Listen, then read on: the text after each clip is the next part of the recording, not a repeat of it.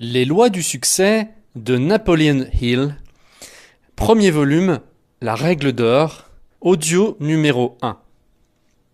Aucun homme ne lira la philosophie des lois du succès, ne serait-ce qu'une fois, sans devenir par la suite mieux disposé à réussir dans son métier. Albert H. Gray. Vous pouvez, si vous croyez que vous pouvez. Avec cette leçon, nous nous approchons du sommet de la pyramide de ce cours sur les lois du succès. Cette leçon est le principal guide qui vous permettra d'appliquer de manière profitable et constructive les enseignements acquis dans les lois du succès. Il y a plus de pouvoir caché que la plupart des gens ne le croient dans l'ensemble des leçons de ce cours. Cette leçon sera, si elle est étudiée et pratiquée, le gouverneur qui vous aidera à diriger votre bateau du savoir à travers les rochers et les récifs de l'échec qui surgissent fréquemment sur la voie de ceux qui deviennent soudainement puissants. Durant plus de 25 ans, j'ai observé le comportement des gens puissants, et j'en conclus que celui qui l'est devenu autrement que par le processus lent et progressif risque constamment de s'autodétruire et de détruire tous ceux qui l'influencent. Respectez rigoureusement la loi exposée dans cette leçon. Il est peut-être évident pour vous que ce cours entier permet d'atteindre la puissance à des proportions qui peuvent vous faire accomplir des choses apparemment impossibles. Heureusement, il est tout aussi évident qu'on ne peut atteindre cette puissance que si l'on respecte les nombreux principes fondamentaux exposés dans cette leçon qui est basée sur une loi d'une importance égale, voire supérieure à toutes les autres lois exposées dans le cours.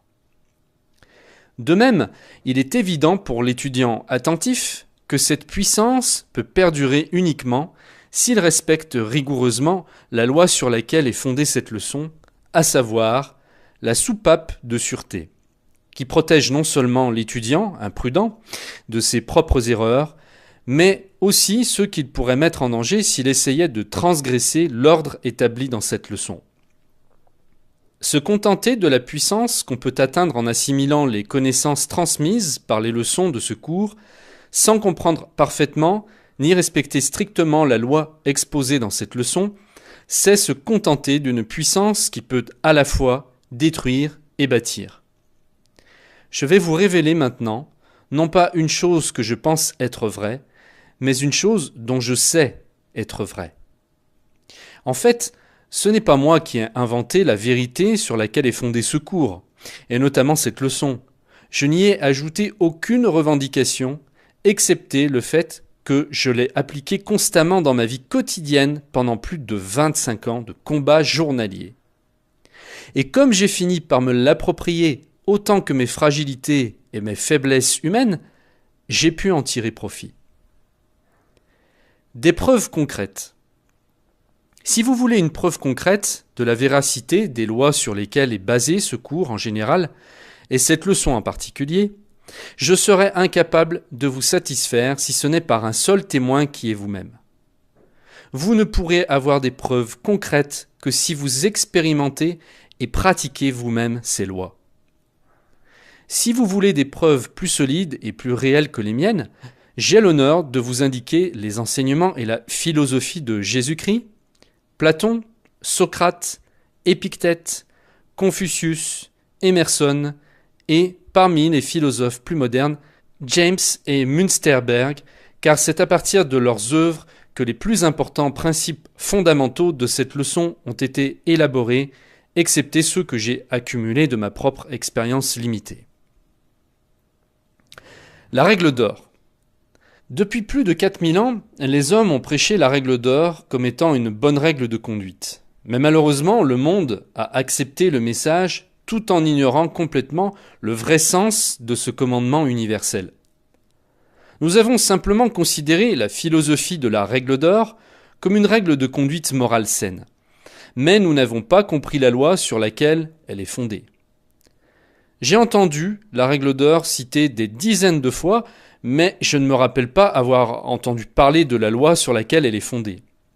Ce n'est que récemment que j'ai moi-même compris cette loi, c'est pour cela que je pense que ceux qui la citaient ne la comprenaient pas entièrement. La règle d'or est essentiellement de traiter les autres comme on aimerait être traité soi-même. Pourquoi traiter les autres avec amabilité ? Mais pourquoi ? Pour quelle raison réelle devrait-on traiter les autres avec amabilité ? En voici la réponse. Parce qu'on récolte ce que l'on sème. C'est une loi éternelle. Lorsque vous choisissez la règle de conduite à laquelle vous conformez dans vos échanges avec les autres, vous serez sans doute juste et honnête si vous savez qu'en fonction de votre choix, vous déclenchez un pouvoir qui suivra son cours pour le bonheur ou le malheur des autres et qui, en retour, selon sa nature, vous aide ou vous paralyse. Ce que l'homme sème, il le récoltera. Vous avez bien sûr le droit de traiter les autres injustement, mais si vous comprenez la loi sur laquelle la règle d'or est fondée, vous devez aussi savoir que vos injustices se retourneront contre vous. Si vous avez bien compris les principes décrits dans la leçon sur la pensée précise, vous comprendrez assez facilement la loi sur laquelle la règle d'or est fondée. Vous ne pouvez ni changer ni déformer le cours de cette loi, mais vous pouvez vous adapter à sa nature et ainsi l'utiliser comme une force irrésistible qui vous mènera au succès que vous n'auriez jamais atteint sans son aide. Pensez des autres comme vous voudriez qu'ils pensent de vous. Cette loi ne se limite pas seulement à vous faire subir les conséquences de vos actes injustes et rudes envers les autres. Elle va encore plus loin, beaucoup plus loin, en vous faisant subir les résultats de chaque pensée que vous émettez. C'est pourquoi il faut non seulement traiter les autres comme vous voudriez qu'ils vous traitent, mais pour profiter pleinement des bénéfices de cette extraordinaire loi universelle, vous devez aussi penser des autres comme vous voudriez qu'ils pensent de vous. La loi sur laquelle est fondée la règle d'or vous affecte, en bien ou en mal, dès le moment où vous émettez une pensée. Le fait que les gens ne l'aient pas bien comprise est presque une tragédie mondiale. Malgré la simplicité de cette loi, tous ces principes sont d'une valeur inestimable pour l'humanité car c'est le moyen par lequel nous devenons maîtres de notre propre destin. Si vous comprenez cette loi, vous comprendrez tout ce que la Bible veut vous révéler, car la Bible présente une série de preuves réelles pour soutenir le fait que l'homme est le créateur de son propre destin et que ses pensées et ses actes sont les outils qu'il lui faut pour réussir. Le grand changement de mentalité.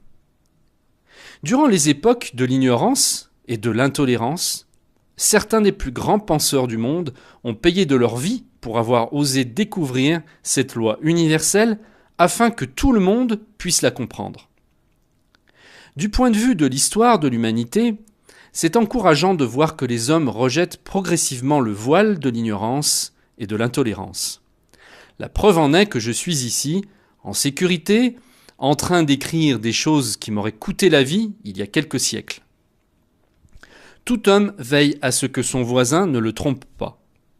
Mais vient un jour où il commence à veiller à ne pas tromper son voisin. Alors tout va bien. Il a échangé sa charrette du marché pour un char du soleil. Bien que ce cours traite les lois essentielles de l'univers que l'homme est capable d'interpréter, son objectif est néanmoins de montrer comment mettre en pratique concrètement ces lois dans les affaires quotidiennes. Ayant toujours à l'esprit cet objectif de mise en pratique, nous allons maintenant analyser l'effet de la règle d'or à travers l'incident suivant. Le pouvoir de la prière. Non, dit l'avocat, je ne vais pas plaider en votre faveur contre cet homme-là. Vous pouvez demander à un autre avocat de s'occuper de cette affaire, ou vous pouvez retirer votre plainte, c'est comme vous voulez. Vous pensez qu'il n'y a rien à gagner là-dessus ? Vous pourriez probablement gagner quelque chose, mais cet argent proviendrait de la vente de la petite maison où ce monsieur vit actuellement et qu'il appelle chez lui. Mais de toute façon, je ne veux plus me mêler à cette affaire. Vous avez peur, n'est-ce pas ? Pas du tout.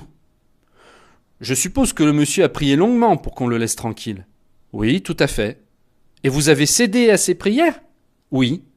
Mais qu'est-ce que vous avez fait ? Je crois que j'ai versé quelques larmes. Et le vieux gars vous a prié longuement, vous dites ? Non, Je n'ai pas dit ça, il ne m'a adressé aucun mot personnellement. Alors, est-ce que je peux me permettre de vous demander à qui s'est-il adressé ? À Dieu, le Tout-Puissant. Alors, il s'est mis à faire une prière, n'est-ce pas ? Pas pour mon bénéfice, en tout cas. Vous voyez, j'ai trouvé la petite maison assez facilement. Et j'ai frappé à la porte d'entrée qui était restée entr'ouverte. Mais personne ne m'a entendu. Alors je suis entré dans le petit couloir et j'ai vu, par une porte entrebâillée, une chambre confortable et étendue sur le lit entre des coussins, une vieille dame aux cheveux argentés qui ressemblait à ma mère la dernière fois que je l'ai vue en vie. J'étais juste sur le point de frapper à la porte quand elle a dit « Ça va, mon père, commencez, je suis prête ». Agenouillé à côté d'elle, il y avait un vieil homme aux cheveux blancs, encore plus âgé que son épouse. Alors je n'aurais jamais frappé à la porte pour rien au monde. Il commença.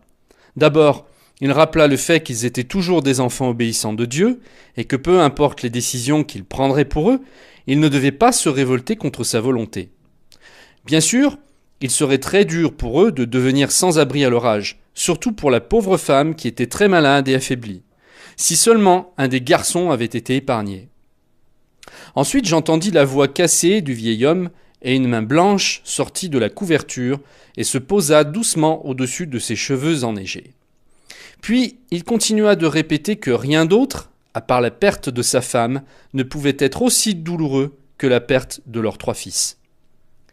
Mais il se consolait du fait que Dieu savait très bien que ce n'était pas de leur faute s'ils étaient menacés de quitter leur chère petite maison, ce qui signifiait qu'ils allaient devoir mendier et se loger dans un refuge pour les pauvres, à un endroit qu'il aurait voulu éviter à tout prix si telle était la volonté de Dieu.